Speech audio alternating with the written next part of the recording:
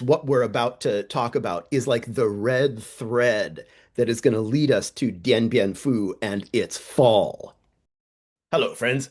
Welcome to Type 56, the story of China's army. I'm Jason Clower, and today it is our pleasure to talk about the Battle of Nasan. This is part of a mini-series about the Battle of Dien Bien Phu and the presence there of the Chinese Military Advisory Group, CMAG, and the part they played in the First Indochina War between the budding Vietnamese People's Army, VPA, and the French Union forces, which then governed Indochina. If the Battle of Tulay, see our last episode, if that was the Isandlwana of French Indochina, where a big European force got surprised and annihilated by indigenous forces, then the Battle of Nasan was France's Rorke's Drift, where they made a hasty hedgehog defense that exploited their superior firepower and logistics to the utmost. And they finally gave the VPA that one big punch in the kisser that they'd been waiting to pull off for years.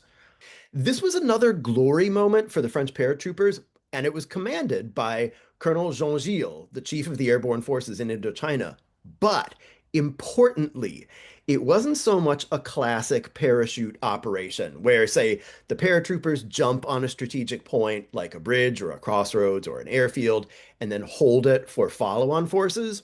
Rather, I'd call the Battle of Nasan a big air mobile combined arms operation where the engineers and the heavy infantry and the artillery all blended together like a big, dangerous orchestra. And although the paratroopers had a prominent role, maybe the real stars were the loggies, who were doing supply and transport that turned the tiny little highland mountain bowl of the Valley of Nasan into this tiny little Berlin airlift. This is crucial to our story about Dien Bien Phu because Nasan was such a smashing victory for the French Union forces that it provided the example that was in everybody's minds on both sides of the Battle of Dien Bien Phu. The Battle of Nasan that we're talking about today was the thing that the French wanted to repeat on grand scale at Dien Bien Phu, and it was what General Giap and his Chinese advisors ingeniously avoided.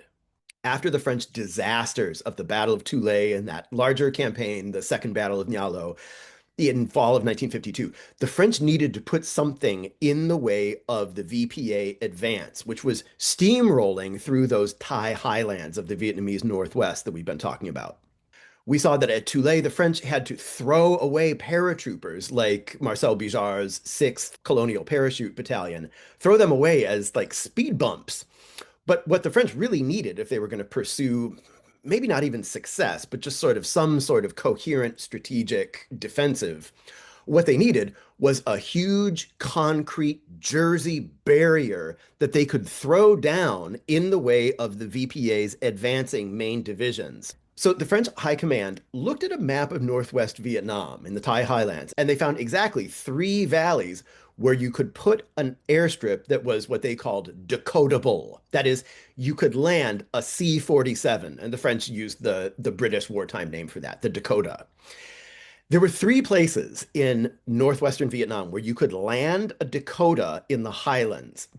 One was the Valley of Lai Chau, which was the capital of the French's allies, the Thai Highlanders. Once again, this is TAI. These aren't the Thai people of Thailand.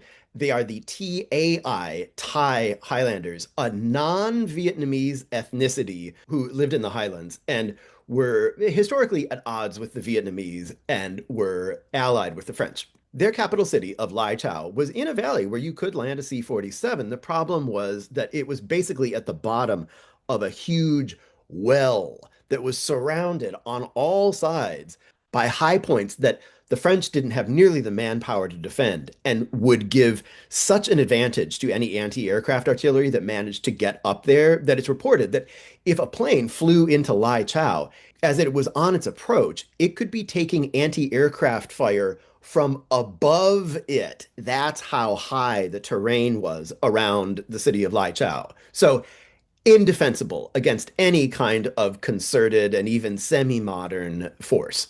The second place where you could land a Dakota up there was a huge valley called Dien Bien Phu. but it was too far away from where the French needed to make their defensive line. And Dien Bien Phu was currently in communist hands in the fall of 1952. But the third decodable valley, the Goldilocks Valley, was called Nasan. It was located in a good place in front of the communist tidal wave, so check that box. It had a nice long airstrip, 1,100 meters. Check. Best of all, that airstrip was surrounded by this little tiny Switzerland of defensible hills on all sides. At 3 miles wide, that ring of hills was big enough that if you defended them, you could keep communist mortars and anti-air from getting near your runway or your airspace. So you could supply that place by air to your heart's content, or at least to the rather modest limits of the French air transport force.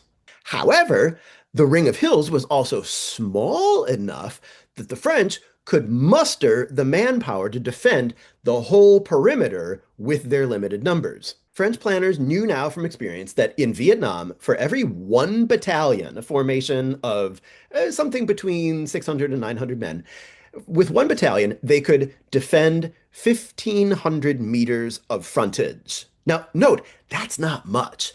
At that time, say a Soviet battalion would be expected to hold a minimum of 4,000 meters. However, this was Vietnamese jungle highlands. It's just easier to hide people there, and it's harder to seal off a perimeter. So the French planners knew that with this bowl of about 3 miles diameter on its exterior side, with a perimeter of about 10 miles, if the French really committed to the defense of Nasan and they dug deep into the cupboards of their manpower, they could actually hold that perimeter. They knew that its defense wouldn't be a complete gimme by any means because the VPA now had 3 full divisions out there. But to even the odds, if the French had a big artillery park in the middle of their valley and an airstrip where planes could come and go unmolested to supply those big, hungry guns with their ammo, which is very, very heavy and which you need an enormous supply for that kind of defense. If they could do that, and if they could call on all the air support that they had available in the whole of Indochina for bombing runs and flare ships, if they could do all that, then this hedgehog thing could actually work. But that presumed that the French could actually build this fortress fast enough. When they made this plan on the fly as the VPA were advancing through the Thai highlands, the French had an undeveloped airstrip there in Nasan and one company defending it. That meant they had to build up men and materiel fast, fast, fast and get them fortifying. In October, they flew in a couple battalions of Foreign Legion infantry, the 3rd and the 5th REI. And among other things, Legionnaires are famous for their fortification. And at this time in history in particular, they were especially blessed with experienced personnel because among the older NCOs and the officers, they had lots of World War II veterans who had done all kinds of defense of fixed positions. In fact, some of them, like Captain Marcel Le Testu, who later became the commandant of the whole Foreign Legion, he had once been a master sergeant on the Maginot Line from World War II. So he had actually begun his military career as a specialist in the defense of fortifications.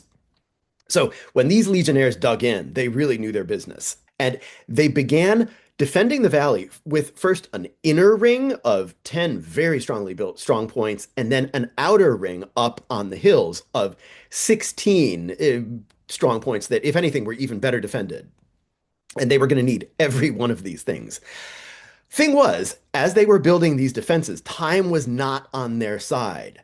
Furthermore, logistics were an issue, as always, with the French Far Eastern Expeditionary Force. It was one thing to sort of say as a matter of airy theory, like, oh, of course, their developed Western military will have better logistics and transport.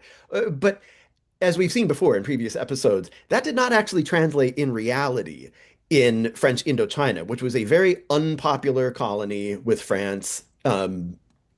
At a time when France was busy rebuilding the French homeland and had very little political or economic wherewithal to put into defending this colony that most of the French electorate just wanted to get out of as fast as possible. So, as we've seen before, in reality, it's not like the French could just sort of snap their fingers and call on the sort of resources of air transport that, say, the US Air Force could have done. One of the many problems that we've seen before was just the number of aircraft and air crews that were available in theater was not very big. Another was that they were limited to the Dakota, the C-47, which was cool and rugged, and it had done wonderful things in austere environments in World War II. But not only were they quite outdated by the early 1950s, but also they were just dinky and they carried a max of 3 tons of cargo. Now, that might sound a lot, but as we're going to see, that was just a drop in the bucket. One Dakota load of supplies was just a tiny little drip of the torrent that the French were going to need in order to build this valley up into something that they could defend credibly. On top of that, the misty Vietnamese highlands were not a paradise for navigation and airmanship. So up in those highlands, in places like Nha San, you could only land planes for about 6 hours of each day when you had daylight and the morning mists had cleared, so that you didn't just send a plane hurtling blindly into a hillside. So the French Air Transport Force, which just daily worked impossible miracles, would make the most of those 6 hours of flyable weather every day. And they were landing plane after plane after plane and unloading it, each one in 10 minutes. Next, friends, another really important asset was whoever was on the ground for the French, making decisions about how they allotted their air cargo was somebody they really could have used at Dien Bien Phu because they made exquisitely intelligent use of their limited cargo space. I'm going to tell you 2 minutes of things that sound dry and boring, and there are some numbers, but I promise you they are not dry and boring, and they are certainly not unimportant. In a sense, what we're about to talk about is like the red thread that is going to lead us to Dien Bien Phu and its fall. This segment will probably kill the analytics for this video as half the audience tunes out as soon as I talk about tonnage, but I promise you that later we are going to pick this up in Dien Bien Phu and it will enhance your enjoyment so much. Ready? Okay, so there we are, the French Union forces landing 3 tons at a time in the middle of the freaking jungle highlands, and they are managing to build up 3,000 tons of supplies just 3 tons at a time. That sounds like a lot, right? 3,000 whole tons. But it's not. It's nothing.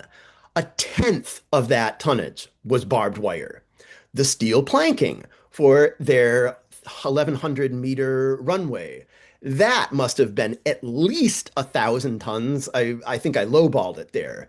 But also, another big fraction was ammo, especially for the big guns and mortars, which were going to be a keystone of the French defense. And as we're going to see in a moment, they really needed every one of those guns to get through that campaign.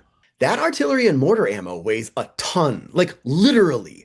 One 105 millimeter howitzer might expect to use 200 rounds a day in heavy fighting. I think that was the US Army's estimate at that time. So that comes out to 4 tons for one gun. So if you had a battery of 6 guns, that would be 24 tons a day. And all of that stuff, those were all non-negotiable expenses. You couldn't skimp on barbed wire, although heaven knows they tried at Dien Bien Phu. You couldn't skimp on the steel planking for the runways. You certainly could not skimp on artillery ammo. So where were you going to find some elasticity? Well, here's the important part. And remember this when we get to Dien Bien Phu. They flew in lots and lots of trucks and jeeps. 100 of them, in fact. They took 100 trucks and jeeps and landed them in this little mountain valley up in the middle of nowhere in northwestern Vietnam. Why was it so great to have that many trucks and jeeps in this 3-mile wide bowl of a valley? Because it meant that they didn't have to fly in timber. Again, timber sounds boring. You're probably tuning out right now, but friends, as we're going to see at Dien Bien Phu, if they had just had more timber, things might have been different. At Nha San, they could cut the timber themselves from the surrounding hillsides to the tune of 3,500 tons. And then, using their trucks and jeeps, they could haul that stuff around and earth and fill and make their own revetted ramparts and roofed bunkers, things that Major Sudra at Dien Bien Phu would have killed for. Dien Bien Phu didn't and couldn't do that, cut their own timber for reasons that we'll get into later. And that one thing might have been what could have made the difference for them. Well, as the French were busily, madly preparing their defenses in the valley, waiting for the tidal wave of the VPA to hit them, time favored them, and they just managed to get their defenses good enough and their manpower just high enough that they were ready when they began to make contact with the advancing VPA. In late November, the 1st and 2nd Foreign Legion parachute battalions, the 1st and 2nd BEP, Bataillon Étranger Parachutiste, they arrived and immediately they were sent a good 12 miles into the hinterland to pick up those French stragglers who were still coming out of the Thai highlands from their little platoon or maybe company-sized outposts that were being flushed out by the VPA advance. The paratroopers went out there to the hinterland and they collected these stragglers, conducted them back to the defenses at Na San. And it was there that they made their first contact and had their first skirmishes with the VPA's advance elements. I'm told that these were elements of the VPA's 316th Division, but don't take my word for it. I don't really know anything about the VPA. I don't read Vietnamese, and although there's beginning to be a trickle of English language materials and oral histories with participants in these campaigns, I am not immersed in that literature. That is why this channel has good friends who are helping us in the comments and a few resources that I'll link to in the show notes. One of our viewers wrote an excellent thesis based on oral histories that he'd collected from VPA personnel who were part of the First Indochina War. Mwah. It is a treasure house of stuff, and I'll link to it in the show notes if you'll permit me. Well, on November 23rd, the curtain rose on the Battle of Na San, and the French were still getting the final pieces hastily in place. Lucky for them, the first VPA attack hit strong point 8, which just happened to be commanded by the aforesaid Captain Marcel de Testu, who was a stubborn and experienced defender of fortifications. His strong point 8 was on the inside perimeter because the defenses were not yet completed, and the artillery hadn't been there long enough for there to be fire plans in place. The French were still in something of a hasty defense mode. So the famous 88th Regiment of the Vietnamese 312th got in quite close to strong point 8, and they used a ruse to get through its outer perimeter by pretending to be an auxiliary unit of the Thai Highlanders who were allied with the French and helping them defend Na San.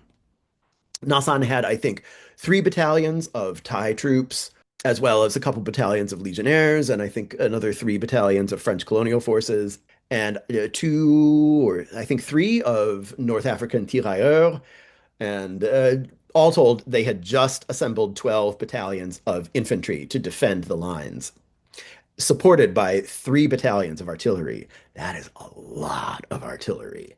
And thank heaven for them that they had it. So this point element of the 88th Regiment talks its way into the French outer perimeter by pretending to be a Thai patrol coming back at night and sort of getting lost, finding its way to the entrance through the outer string of barbed wire, which is plausible. And a Lieutenant Dien went out to guide them in. He probably was a little suspicious because he didn't just fall off the turnip truck. Lieutenant Dien was pretty old for a lieutenant in any other army except for the French Expeditionary Force, where the average age of a first lieutenant was 35 years old.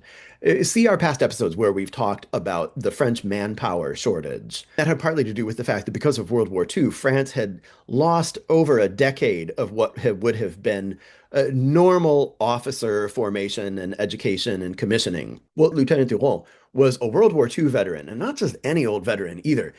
He had been in a resistance unit that was actually swept up by German occupiers and mass executed. Miraculously, he somehow survived. And now here he was in Indochina, of all places. When he got out there to check out this supposed lost Thai patrol, He realized very quickly that these were VPA, and he turned to yell to his men on the perimeter and warn them, "They're Viet Minh!" And of course, he was shot. Now that the VPA were discovered, they began a very strong assault in the darkness, and they got about two platoons inside the first line of wire. And then they did exactly what a PLA unit would have done, which was divide in two and snake either way along the inside of that wire. Happily, the French Foreign Legion Mortar Company, the CMLE, shelled that assault force because Captain Letestu had drilled his men again and again and again in all these various eventualities. And so, as soon as the warning came from poor Lieutenant Durand, they were surprised, but they were ready and they activated all these fire plans. And their quick action and that of the Foreign Legion Mortar Company was enough to drive back this initial assault force. However, they were just beginning what was to be a long night of defense, and what they didn't have was fire support from the tube artillery. As we're going to see when we get into the construction and layout of Dien Bien Phu, to prepare artillery fire plans is a long, time-consuming, brain-bending, topographically intensive enterprise. And the fortifications at Nasan were new enough, and the artillery had arrived just recently enough that none of this was in place just yet. Like I said, the VPA caught the French at Nasan when they were almost ready, but not yet fully set to take the onslaught. So Captain Letestu would have loved to have tube artillery in the form of 105 millimeter howitzer shells. That would have made his night a lot easier. But of course, the artillery is not just going to fire blindly into the darkness and drop these great ghastly 105 millimeter shells onto just anybody when it could blow up their own guys. So the best that Captain Letestu could do was to get that Foreign Legion mortar company down by the airstrip to just keep dropping mortar rounds in front of his lines, and that was enough. Of course, the VPA did not just go home. They kept sending guys sneaking through the wire, and with just a company defending this well laid out but large post, the defenders couldn't be everywhere at once. And before you knew it, the Vietnamese were getting close enough that they were beginning to be able to put grenades onto the command post itself.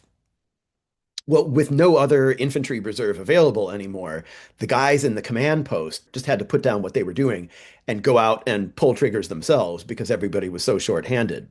After about an hour of this, Captain Letestu and Strong Point 8 got a company of paratroopers sent up from their reserve position at the airstrip. The plan of this was that there would be defenders, largely legionnaires and North Africans, defending these strong points, and then if a breakthrough happened or it was threatened, then the paratroopers would be a reserve who would go and help retake the position if it had fallen or reinforce it. Now, this led to some somewhat hard feelings. The paratroopers got there after an hour, and they were very welcome reinforcements. But what happened then was one of these moments that we often forget about in our day and age when we have easy person-to-person communications through our phones, and we don't regularly have the experience of using a radio net where everybody involved in the operation can hear what's going on and what's said on that radio, whether it's exact or not. Well, it happened that when the paratroop company came to reinforce Strong Point 8, the paratrooper captain got on the radio and he reported his arrival by saying, "We have retaken Strong Point 8." And Captain Letestu heard this and he's like, "Oh no, you didn't retake it. We have this thing in hand. We're glad you're here, but you didn't retake anything. So you get on that radio where everybody in the whole division is listening, and you correct that now, mister." So the poor paratroop captain must have realized that he'd committed a faux pas, and he got on and just sort of corrected the record somehow. So, with that matter corrected and with the assistance of the paratroopers, they held Strong Point 8 through the night. And that was a good thing because this thing was only 750 meters from the airstrip. As we're going to see in the case of Dien Bien Phu, if you're going to do an operation like this where your only tether to life is the airfield, you better protect that airfield because the moment that the enemy can start putting observed mortar fire onto the airstrip or anti-aircraft fire over it, you're in big, big trouble. So back in the VPA, General Giap had taken an L on this, and that was understandable. This was the first time that the VPA had attacked a big prepared position. Mistakes were going to be made. I believe he also wrote in his memoirs that the troops weren't able to do their best because remember, they'd been out campaigning in this big, messy, freewheeling second battle of Nha Lo, just basically bounding all over the highlands, chasing down routed French forces for quite some time now. So, okay, be that as it may, he didn't need excuses. This was his first time. He took a week and he prepared a second effort that went in on November 30th. This time, they simultaneously hit two hill positions in the outer ring in the middle of the night. Because the VPA, like their CMAG mentors, specialized in night operations. And this was the thing that the French did not really do. That's okay, you can't be good at everything. But as we're going to see, the French game plan was that they knew that Vietnamese attacks would come in at night. They would try to hold them through the night using artillery and parachute flares and maybe bomber runs. And then if there were a breakthrough and they lost one of the strong points, that strong point would be counterattacked and retaken in the morning by the paratroopers. So when General Giap sent in his second attack, the lucky contestants on the French Union side were the Thai defenders of Strong Point 22B and Strong Point 24, defended by Moroccan tirailleurs. The positions that they hit were on the west and the east of the valley. General Giap must have been thinking that he was going to try to split the available artillery support for the French.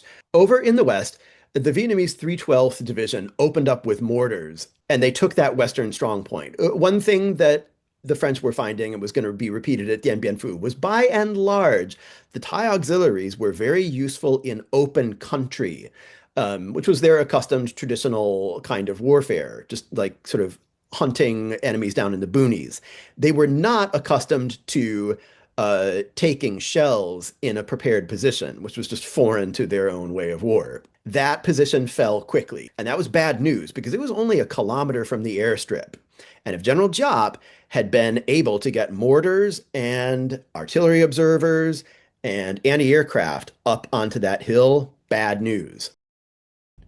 And note that what would be extra awful about losing that particular position is that not only is it near the airstrip, but it can fire down the length of the airstrip. And as we'll see at Dien Bien Phu, something similar actually happened with the fall of the An Marie positions, when the VPA was able to move anti-aircraft fire almost onto the airstrip itself. Worse still, the Moroccans in the east put up a good defense through the night, but somewhat before sunset, they also lost their position. So now, come morning, the French were going to have to attack these two places at the same time. They were ready, though, and their goal was to retake those places before the VPA had time to catch their breath and then dig in and prepare a stubborn defense and install artillery or anti-aircraft up there. While the French paratroop reserve, the counterattack forces, were waiting for dawn to come, the French artillery just whomped the stuffing out of those two strong points. If they couldn't retake them right away, they at least weren't going to give the Vietnamese leisure to dig in. And then at about 7 a.m., once the sun was well up, debout les paras! The paratroopers attacked both places at the same time. Back in the west, they retook that position almost as handily as the VPA took it to begin with. But over here in the east, that strong point 24 was a tough nut to crack. It took 8 hours, a ton of artillery support, more legionnaires and more Moroccan tirailleurs, and finally, in the late afternoon, they got it back and they'd restored their defenses to their original condition. General Giap did not wait. The very next night, on December 1st, he attacked Strong Point 26, this great big battleship of a prepared position, the biggest and maybe the baddest that Nasan had. And to do it, he sent in his crack 88th Regiment again. These guys are having a busy month. One of the things that was going on that was hurting the VPA was General Giap was discovering that his intelligence had been sadly inadequate about Nasan. He did not know how greatly reinforced it had become during that intervening month. He was rightfully, reasonably expecting the garrison to be caught, maybe not unprepared, not by surprise, but certainly not fortified and manned as heavily as it was. But now, good heavens, here he was facing legionnaires in fixed positions, and he was just going to have to brazen it out. So he sent the 88th in again to see if they could do their magic. By this point, though, the legionnaires of the 3rd Foreign Infantry Regiment, they were ready. They had their fire plans all plotted. Their CO had even ordered microphones to be imported from Singapore on his own initiative, and then planted them out to the front of his position on likely avenues of approach as early warning devices. So when the VPA struck that night, the Legion made a very credible defense that was amply supported by parachute flares and artillery, including artillery onto pre-registered targets in folds in the terrain far away that the artillery commanders figured were going to be likely areas for General Giap to marshal his forces in, hopefully in safety, before it was their turn to assault Strongpoint 26. As this was happening, again, General Giap sent another body of troops, this time from the 312th, to hit another strong point in another part of the fortress. This one was defended by another company of legionnaires, the 10th Company of the 3rd Battalion of the 5th Foreign Legion Infantry, who were major pros. And that was lucky because they got a pasting with VPA artillery and mortars and the new recoilless rifles that were coming in from China. This was a time when CMAG, the Chinese advisory group, was putting on a big push to get more and better artillery trainees and pieces into VPA hands. Because, of course, with the VPA now able to basically function as a conventional army, giving them artillery was going to be a huge force multiplier. And as we know from previous episodes, that was a sort of revolution and enhancement that was happening back home in the PLA itself, too. So now more than ever, in China, on the ground in Vietnam, artillery was the cool new whiz-bang thing.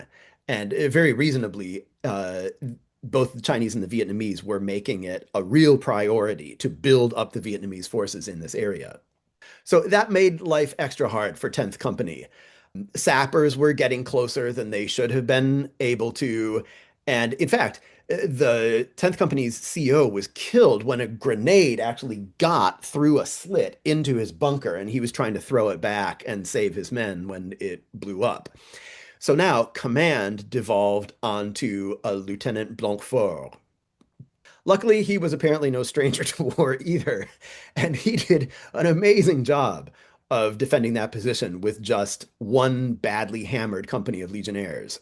Both of those strong points were getting hammered, but holding their own through the assistance of the artillery and, above all, of the French Air Force. Nasan was able to maintain its own small fleet of aircraft right there at the airfield. But that night, on this climactic night of the Battle of Nasan, the real difference seems to have come from the French Air Force bombers that flew in from Hanoi, about 45 minutes flying time away. And throughout the night, in front of those two strong points, they were putting down bombs and napalm. Accounts of defenders say that it was just spectacular. It must have been an incredible sound and light show. And both strong points survived, which was something of a miracle, maybe, in the case of Lieutenant Blanquefort's little company. They needed to rely very heavily on air support. They got away not quite unscathed. They lost their CO and they had lost another platoon commander. But I think they had two other casualties. It was just a miracle. And in the morning, they found over a battalion's worth of Vietnamese casualties on the field, which was quite unusual. Very famously, the Vietnamese tried to remove their casualties, if not for the men's sake, then for the sake of denying to the French intelligence about what they had accomplished. In the morning, when the battle started to slow down, they say that Nassan's overall commander, Colonel Gilles of the airborne forces, who does not sound like he was a sentimental man who would like go on Oprah's Super Soul Sunday and spill over with feelings and share his sentiments and experience moment by moment, but it sounds like he was just almost a little bit beside himself come morning with this grateful, ecstatic elation for how the defenses had held and the incredible effect of air support. Over in General Giap's headquarters, finally, the VPA and the CMAG advisors decided to let Nassan go. It's not like Nassan was this nut that they had to crack in order to be able to continue advancing and even getting all the way into Laos. It's not like it was this fortress that really denied areas to them, which is really what a fortress is ultimately for. They had stayed kind of gnawing on this bone longer than they maybe should have because it had become a kind of point of pride or symbolism for them. But really, the fact was they could just flow around it and endanger the north of Laos. In fact, after this triumph of positional defense, the French didn't even keep Nassan for very long. Eventually, they evacuated it because its only purpose had been to buy time and try to cause enemy casualties. Friends, let me note for a moment just how short the French army shorts are. This is a point of friendly contention between the French and British armies, and if you'll allow me to weigh in personally, I feel that the French got this very, very right. Shorts should be short, because that is their name. And a short short allows for big thighs to move freely. That is all. I return you to our proper business. Once General Giap and the Chinese advisors had a moment to talk about it, they just decided, play stupid games, win stupid prizes. Let's just let go of Nassan. They just posted people to keep an eye on it, and the French were able to draw down their manpower. And then, in fact, they were able to just withdraw everybody from Nassan. Normally, that's a difficult thing to do, to be able to get every last bit of a garrison out before the enemy can kind of pounce on the retreating elements. But the French just completely surprised them, and everybody flew away. Now, as we finally turn to our episodes on Dien Bien Phu proper, we need to understand that different people took different lessons from this. There were parts of the French high command who thought that they might be able to replicate Nassan again, that it was a kind of formula for success, as Martin Windrow writes. But not everybody thought that. No less a person than Colonel, now General, Jean Gilles, who commanded the defense, said, "We must never, ever attempt something like this again," reportedly. Nassan was a great victory, but it was a very close run thing. There were so many things that could have gone wrong. At the very least, they could not expect General Giap to walk into this kind of trap a second time. He was too smart. He was too well advised. Heck, but if he were here, I wonder if he might not say, yes, Nassan was our Rorke's drift. It was this miraculous defensive victory that we kind of pulled out of a hat like a rabbit. And yes, it was a triumph, but would anybody on the ground at Rorke's drift say, hey, let's do this again? And that might be the reason that when the French began preparing the encampment at Dien Bien Phu in 1953, the person they sent in to begin setting up this grand plan was now General Jean Gilles, and he did his duty. He went in and he began the castramentation. I just noticed that sounds rather naughty, but castramentation just means laying out and fortifying a camp. And then he told his bosses in Hanoi, do me a favor and get me out of here. I do not want another Nassan. Friends, maybe his bosses in Hanoi and Saigon should have taken that as a clue. When we return to this miniseries, we will begin, finally, to talk about Dien Bien Phu proper. If you like this sort of content, please like and subscribe. You might even visit our Patreon page or use the thanks button. But this course remains free to all the world's workers, soldiers, peasants, airborne and light infantry, engineers, artillery, and the unsung logisticians.